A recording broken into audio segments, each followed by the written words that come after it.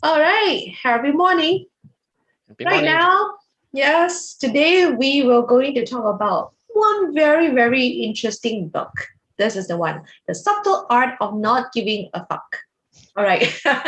I'm the first one saying that first is like this. This episode we're going to have some adult language. All right. And we are going to do some review on this book. And if you have children at home or you're not very comfortable, get your headset on so that you can avoid that your children is keep listening to this word. All right. Okay, so we were going to start on to this session. Gideon, I'm going to pass to you for the introduction. Yeah, maybe I give a brief introduction of the author, Manson. So Mark Manson is an American self-author, self-help author and blogger. So in 2019, he actually wrote three books. One of them is this book, The Structural Art of Not Giving a Fuck, and another book. So all this is New York Times bestsellers, and it sells. This book has been sold for over 13 million copies, and this is very popular. So I just think of just pick up the book, and this is really surprised me. So what you can get from this book? So this book is actually a book that tell you what is truly important to you in your life, and you can letting go of everything else. So um, the author talk about in this era, a lot of social media, television, technologies tell you about a lot of things, and sometimes we lost our focus of what you things that you really need to give a fuck off. So it will actually give you a very refreshing look at how we look at life. Things that Oh, important in life.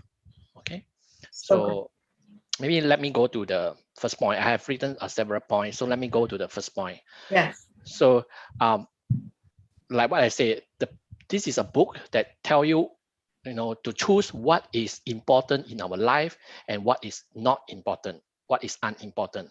So our culture today actually is very obsessed, about telling about these positive expectations.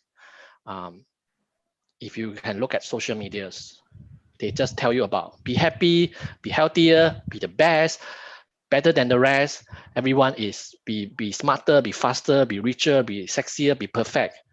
So I think this book really, really let me think about, ask you to stop and when really think about this, all these positive, and stuff we hear all the times. It actually let you think about what you don't have. Okay, what you don't have. If you look at Facebook, it's very interesting. Everyone just have the most fantastic breakfast in the morning. Everyone wear the best clothes. Everyone looks the most beautiful, wear the best car. But if you look at it, this is just emphasizing you to let you think about what you don't have. If you keep looking at this, it just let you think about what you really don't have. Um, of course, all these social media, they want to do this because this is business. They're good at business, making more business, let you buy more things, right? um, but I think this book really tell me is the things that you really want to think about is what is really important to you, and not all these things that superficial and fake. The key to good life, according to the book, the key to good life is not giving a fuck about more. It's giving fuck about less, and giving fuck about what is true and immediate and important. Yeah, I love when you talk about this. yeah, As I always mention about less is more. I think just how you bring out this key is it's not giving a fuck about more, it's giving a fuck about less. Less is more. Sometimes I experience is I don't know about you, but my experience is sometimes most of the time last time, but I try my super best right now. A lot of things like whether it's personal or professional life, we have so many things in our plate. We actually crowded our plate with so many things that I'm trying to put out outside a little bit. So because I learned this less is more from so many mentor and definitely including this author Mark mentioned, so that I know that okay, this is the plate that I have. which is my focus, what is immediate and important for me, whether in short term or in the long term. So we also want to invite you to think about this. What is in your plate? So that you want to, is truly important to you and that you want to put into your plate right now. So let's go for the point number 2. Point number 2 is kind of refreshing to me and kind of interesting to me, and that's why I want to bring this up. Is about a feedback loop from hell. This is the statement from the book, the feedback loop from hell. Think about this.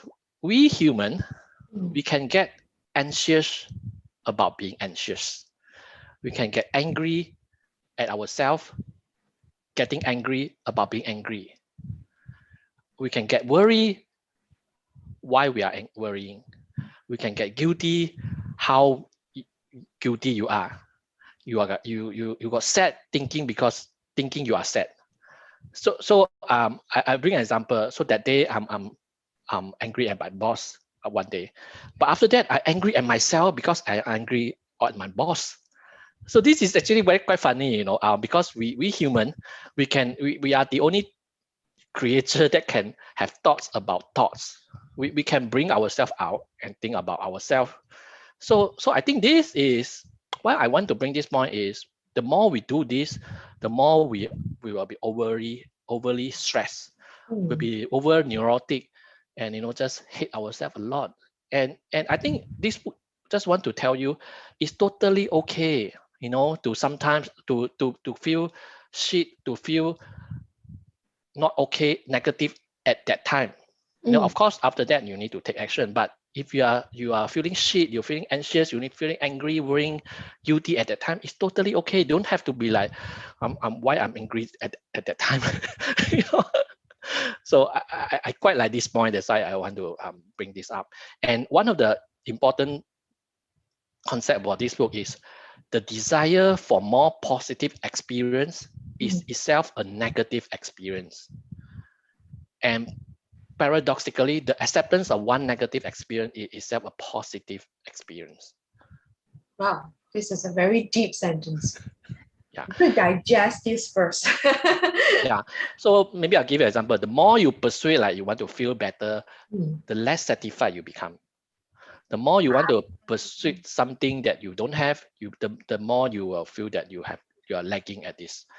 Example, if you desperate want to be rich and you keep thinking about how rich you want to be, the more poor and unworthy you will feel. Regardless of how much money you actually already have. Yeah, So true. yeah. So sometimes a lot of people, they are more desperate, want to be happy and love, and the more lonely they will become. So yeah.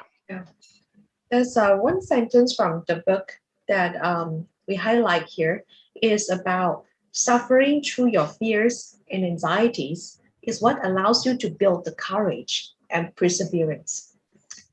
Which I can relate to this sentence so much is because what is so special about, not so special, I would say in life, there are so many challenges. And definitely right now we are in COVID-19 pandemic. And while we are doing this session live, my country right here is having the lockdown. That because the cases is increasing day after day, which is a very serious situation right now.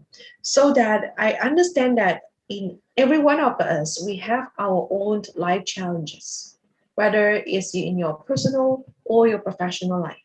So what I'm trying to share with you right here from the author in this book is sharing about the suffering that we go through, whether it's the uncertainties, the fears, the anxieties, all is allows us to build a stronger us, which is a more courageous one, which is the more perseverance one. So that's why I think this is a very important point I would love to share with you. Yeah, so true. I think especially now we need to have more of this to survive. Yeah. Through this COVID. Yeah. Okay, now we go to the next point. Yeah, the next point actually I like it a lot is talking about life. So to the author, life is essentially an endless series of problems. The solution to one problem is just the creation of another. Mhm. So so so the book actually is thinking about, instead of asking how can I get rid of my problems, the question become, actually you should think about what are the problems that excite me, what are the problems for which I'm willing to sacrifice to work for. You know, in the book, the talking about problem is a constant in life. You know, it's actually constant in life. When you solve one problem, the other problem will come. So the book actually give a very good example. Like, let's say you want to have a better relationship with your spouse, your the other partner. So you design let's say Wednesday night as a date night. Okay, you solve one problem. You have a opportunity to become closer. Then after that, you will be have another problem, like you are thinking, oh, where to go to, in a date night. So you have another problem because you all need to agree, right? And after that, you have another problem, like after I go out, what should we talk about? What are the things that we will face, like difficult conversation that we will have? And along the way, you have different problems. So the life is not really like I take one solution and you get rid of all the problem. The life is actually more of you keep solving problem. You getting better problem. It's not that you get rid of problem. You get the opportunity of solving problems and problems. So the book actually talk about happiness actually come from solving problems. So the important work is solving. You are in progression of keep solving problem. You are not avoiding problem or don't have any problems. So many times, right? I see that sometimes I have coaches. So sometimes I ask them questions and they feedback to me that they say, how well that I don't have problems in my life. That I would say that in life, as a human being, problems is a sign of we are still alive. Yeah, We are not yet that died. problem, that Yeah, problem, no problem. now we're going to have problems. And for the most important and also very highly highlighted by Mark mentioned right here is about develop the skill of solving the problem. We're going to level up our skill how to solve the problem. So our problem, we can actually know how to solve it. That's the progress that we can see. That from the progress, definitely we can see how we, enjoy more, the skill of the solving the problem, and we feel like the happiness is right there. So when this author say happiness comes from solving problems. It is not a direct one. Sometimes you solve the problem, you can see how yourself progress. That's the progress that makes you feel the happiness in you. So check on this because I myself learned from another one of my mentor is Jim Rohn. He mentioned a lot on this. Not wishing that you have less problem, but you want to level up yourself with the skill to solve the problem. So that's the reason why along these years I spent a lot of time, energy, and my own journey experience to go and learn how to solve the problem. So that's the point that we would love to highlight to you. And let's go for the next one. The next one I like a lot is about the responsibility and fault fallacy. So I think in the movie Spider-Man, they talk about with great power comes great responsibility, right? But this book actually want to turn it around. He actually talk about with great responsibility comes great power. With great responsibility comes great power. So the more we choose to accept responsibility in our life, the more power we will exercise over our life. So it's your choice whether you want to accept the responsibility or not. But after you accept the responsibility, you'll have the power or the the chance to solve the problem. So a lot of people hesitate to take responsibility because they believe that they are not responsible for the problem and it's not their fault. So this book actually talk about something about some of the things are not your fault, but actually you have the responsibility to solve it. The book example is like, if you found a baby in your doorsteps, it's not your fault, totally not your fault, but you have the responsibility to help the baby, to save the baby. So this is part of life. I think a lot of things that are happening to you are not your fault. We know that are not your fault, but you still have the responsibility to solve it, or to take responsibility how you react to it. So this is quite important, so that you don't come to this victimized mindset. Yeah. Um, Maybe I go to the next one. Yeah. I think is about the growth. I think we talk a lot about growth already. So we all know that growth is an endless process. Uh, so another thing about this book is, when you learn something new, you don't go from wrong to right. So this book talk about right. Rather, we go from wrong to less wrong. We're going to less wrong. So is a ever, you are forever solving the problem, because you are going from wrong to less wrong only. So we should not seek to find the ultimate right answer to everything. Okay, there's no such thing. But rather we should find a way that we are less wrong, or we have more capability, more skill to be less wrong tomorrow. So knowing that, I think you will get less stress. Yeah. Yeah, very important to. I love to talk about growth every time. I believe that those are following our book Yeah. Date with You session since last time. We keep talking about this under personal development kind of umbrella that we talk about growth. So that is the one thing that I never miss out every single day. And me and Gideon is like we are the, I would say, study buddy, like study buddy. Like we study and we learn together and we grow together. I think this is so important to take notes in your life. Yeah. So I believe that we have the last point to share with before we end the session. Yeah, the last point is really is rather a deep topic, but I want to just go through it. The book talk about another book, which is um, recommended by the book, is the book called the Denial of Death by Ernest Becker. Actually, I already bought the book, the Hmm. Denial of Book. So Wow.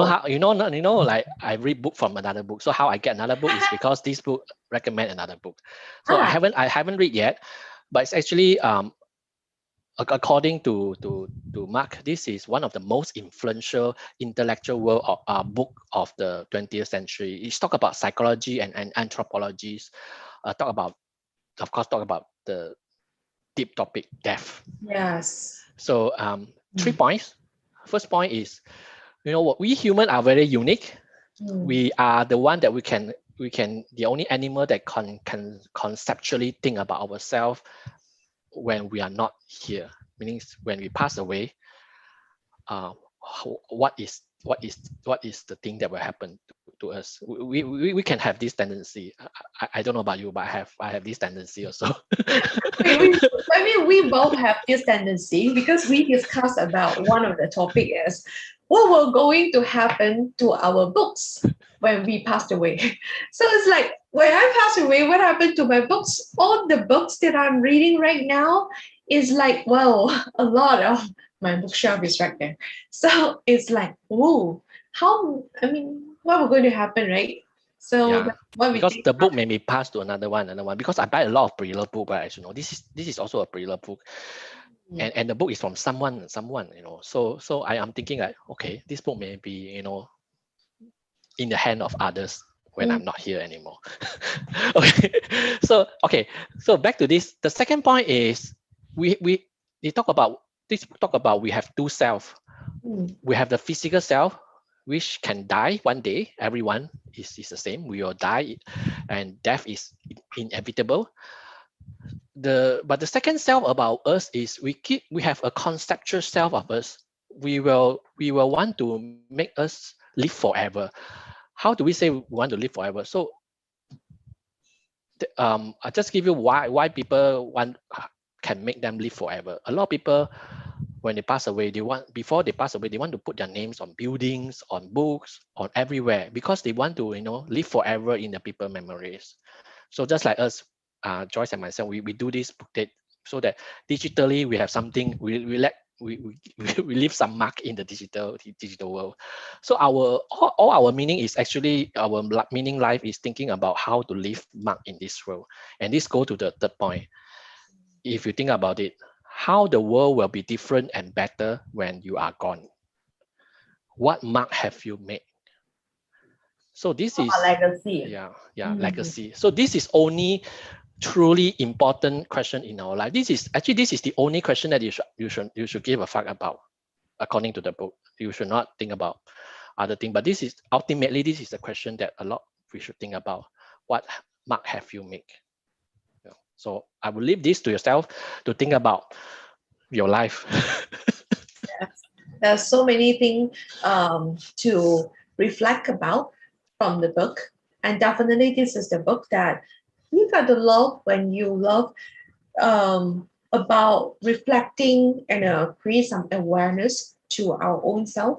So go and get this book in the bookstore, the nearest bookstore, or even get a digital copy. And that will be a really, really lovely book to read about. So that's all for today's session. So we were going to talk about another book 2 weeks after from here. All right, we're going to see